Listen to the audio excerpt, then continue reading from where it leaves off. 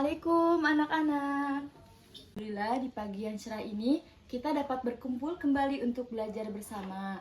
Sebelum dimulai, apakah ada yang tidak hadir? Ada, Bu. Siapa yang tidak hadir? Agus. Selain Agus ada lagi yang tidak hadir? Ada, Bu. Siapa?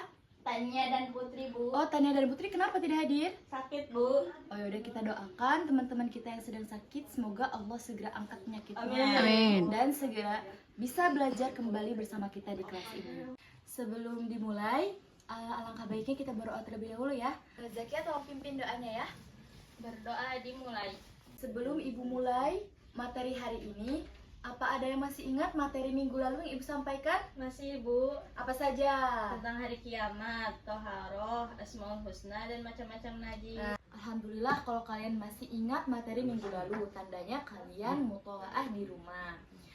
Baik, Ibu lanjut ya ke materi hari ini. Ibu akan menyampaikan materi tentang haji dan umroh. Sebelum dilanjut, ada yang sudah tahu apa itu haji dan umroh? Tahu, Ibu? Apa? Kita beribadah ke Mekah. Ya, betul. Ibu akan jelaskan apa itu pengertian haji dan umroh. Nah, ibadah haji dan umroh ini adalah dua ibadah yang memiliki banyak persamaan dalam beberapa hal. Tapi ibadah haji dan umroh juga memiliki banyak perbedaan dalam hal lain. Di sini Ibu akan menjelaskan pengertian dari haji dan umroh.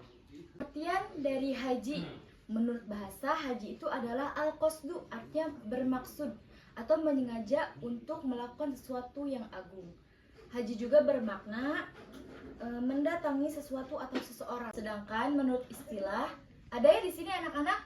Menurut istilah haji adalah qasdul ka'bati li adai af'ali makhsusatin, artinya mendatangi atau mengunjungi Ka'bah untuk mengadakan perbuatan tertentu, intinya untuk beribadah kepada Allah Subhanahu wa taala. Nah, para ulama ada juga yang mendefinisikan haji itu adalah ziyarata makanin makhsusin fi zamani makhsusin bi fi'li makhsusin. Artinya berziarah ke tempat tertentu pada waktu tertentu dan dengan amalan-amalan tertentu dengan niat ibadah kepada Allah Subhanahu wa taala. Dapat dipahami ya arti dari pengertian dari haji. Baik, selanjutnya pengertian dari umroh. Umroh ini menurut bahasa adalah berziarah atau mengunjungi suatu tempat.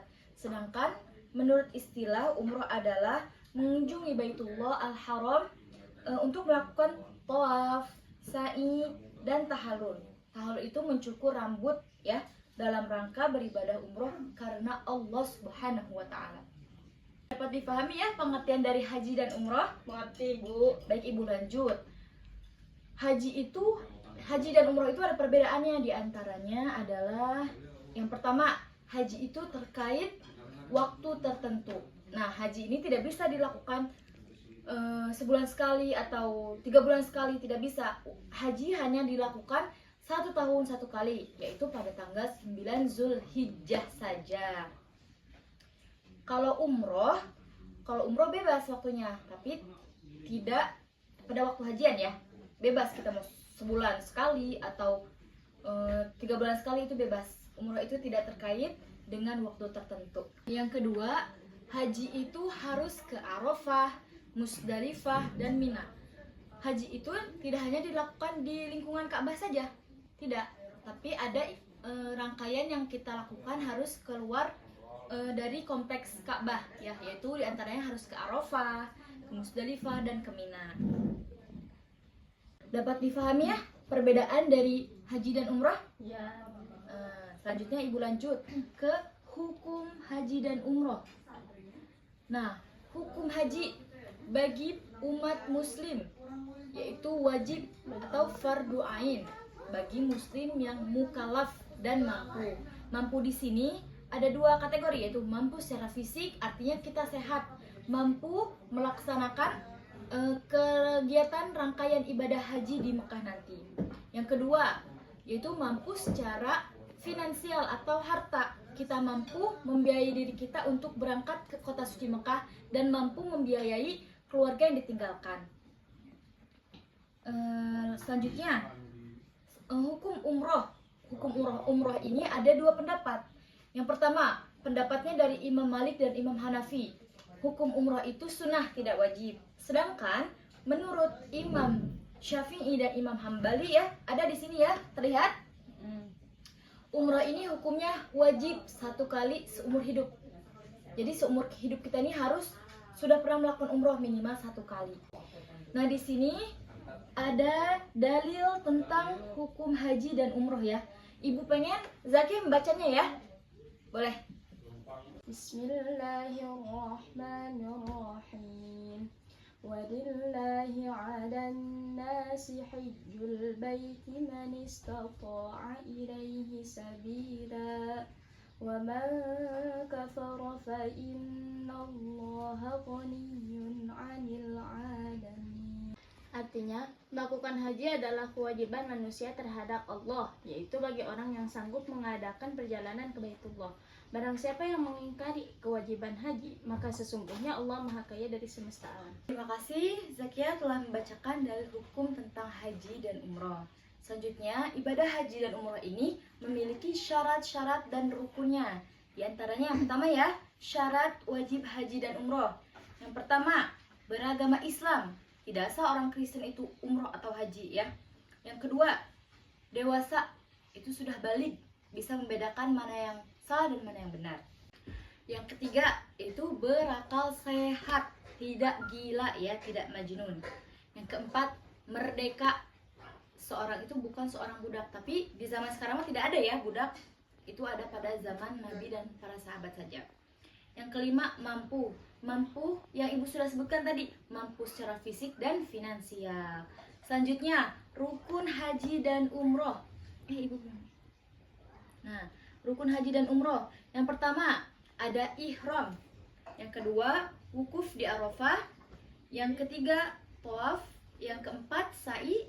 Yang kelima, tahallul. Yang keenam adalah tertib. Tertib dari urutan yang pertama sampai yang terakhir. Yang tadi itu adalah rukun-rukun haji. Kalau rukun-rukun umroh itu tinggal dikurangi saja. Poin yang nomor 2 itu wukuf di Arafah. Karena kalau umroh itu tidak wukuf di padang Arafah. Selanjutnya ada wajib haji. Ada 6 wajib haji. Yang pertama, ada ihram dan mikot. Apa itu mikot? Mikot adalah waktu dimulainya kita untuk beribadah haji dan umroh. Atau waktu dimana kita berniat untuk melaksanakan ibadah haji dan umroh. Dan dimulainya kita mengenakan pakaian untuk haji dan umroh. Kalau laki-laki menggunakan pakaian ihram ya, yang 2 kain warna putih itu. Untuk wanita disunahkan juga untuk memakai pakaian warna putih ya. Selanjutnya, yang kedua ada mabit di Musdalifah. Apa itu mabit? Mabit itu artinya bermalam di Musdalifah. Musdalifah itu adalah area terbuka di antara kota Mekah dan Arafah. Selanjutnya, yang ketiga ada mabit di Mina. Mabit di Mina ini bermalam di Mina. Oh iya, tadi ibu lupa jelasin. Mabit di Musdalifah ini dilakukan setelah para jamaah haji wukuf di padang Arafah. Selanjutnya, mabit di Mina dilakukan setelah para jamaah ini mabit di Musdalifah ya. Jadi berurutan, Musdalifah dulu baru Mina. Selanjutnya, melontar jumroh. Melontar jumroh ini itu para jamaah melontar kerikil-kerikil kecil kepada 3 tiang. Yang pertama, tiang pertama ada jumrotul ula. Yang kedua ada jumroh wusto. Yang ketiga ada jumroh akobah ya. Tujuan dari melempar jumroh ini adalah sebuah tanda penolakan manusia kepada godaan setan dan sebuah tanda ketaatan manusia kepada Allah Subhanahu wa taala.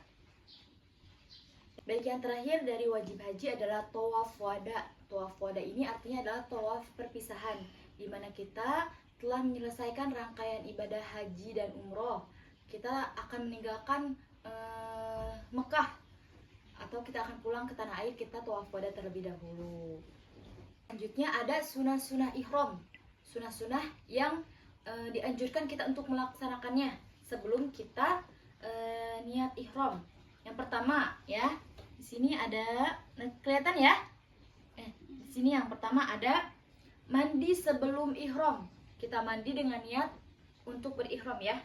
Yang kedua, membersihkan badan. Selanjutnya yang ketiga, memakai minyak wangi. Nah, memakai minyak wangi ini disunahkan sebelum kita mengambil niat ihram, karena kalau kita sudah berniat, kita diharamkan untuk memakai wangi-wangian. Selanjutnya yang keempat, memotong rambut dan kuku.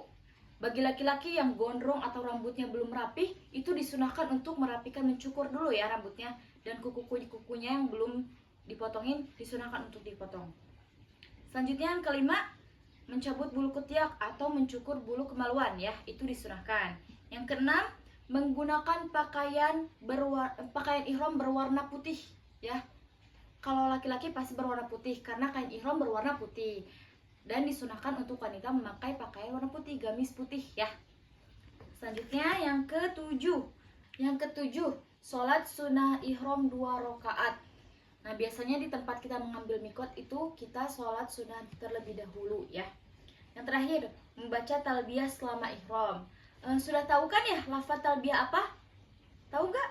Tahu. Nah, ya lafaznya ada labbaik Allahumma labbaik, labbaik la syarika lak labbaik. Innal hamda wan ni'mata Laka wal mulk la syarika. Selanjutnya ada larangan-larangan ihram. Nah, ini yang harus kita jauhi atau kita tidak boleh melakukannya ketika kita sudah mengambil niat ihram. Yang pertama, memakai minyak wangi ya. Kalau sudah niat ihram, kita dilarang untuk memakai minyak wangi atau wangi-wangian apapun. Yang kedua, memakai pakaian yang berjahit bagi laki-laki ya. Laki-laki itu tidak boleh memakai pakaian berjahit seperti baju biasa atau kaos dalam, itu tidak boleh ya. Yang ketiga, menutup wajah dan telapak tangan bagi perempuan. Dan pakai cadar itu tidak boleh ya, dilepas dulu ketika kita sudah mengambil niat ihram.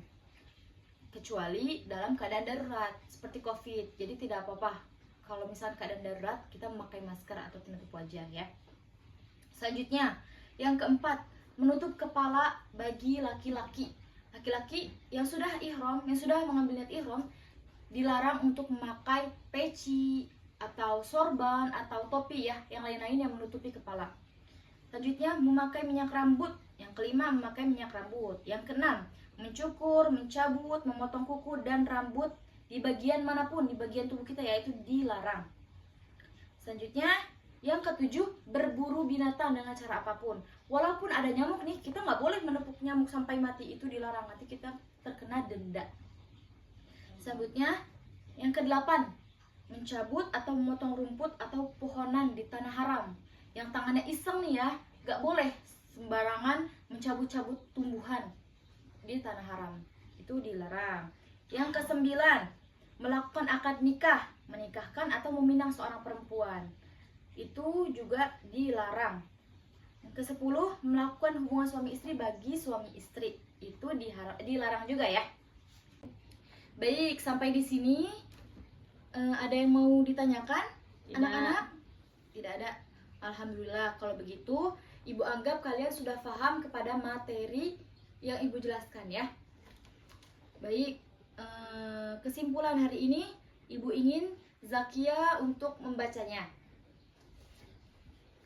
Haji dan umroh adalah 2 ibadah yang memiliki banyak persamaan dalam beberapa hal, namun sekaligus memiliki perbedaan yang prinsipil dalam beberapa hal lain. Haji hukumnya ialah wajib fardu ain, sedangkan umroh hukumnya sunnah menurut mazhab Hanafi dan Maliki. Menurut mazhab Syafi'i dan Hambali, umroh hukumnya wajib sekali seumur hidup. Haji termasuk ke dalam rukun Islam. Apabila ada yang mengingkarinya, maka orang tersebut dianggap telah keluar dari agama Islam. Baik, alhamdulillah telah selesai pembelajaran hari ini. Apabila ada yang mau bertanya, nanti bisa nyusul ya via WA ataupun mau langsung ke ruangan Ibu juga nggak apa-apa. Baik, ada tugas ya. Tugasnya ada di sini, tapi nanti Ibu juga akan mengirim ulang di grup WhatsApp ya. Siap, Bu. Baik, nanti kalau sudah beres tugasnya bisa dikumpulkan dan ditaruh di ruangan Ibu. Mungkin cukup sekian ya. Mohon maaf Ibu banyak kurangnya. Terima kasih. Wassalamualaikum warahmatullahi wabarakatuh.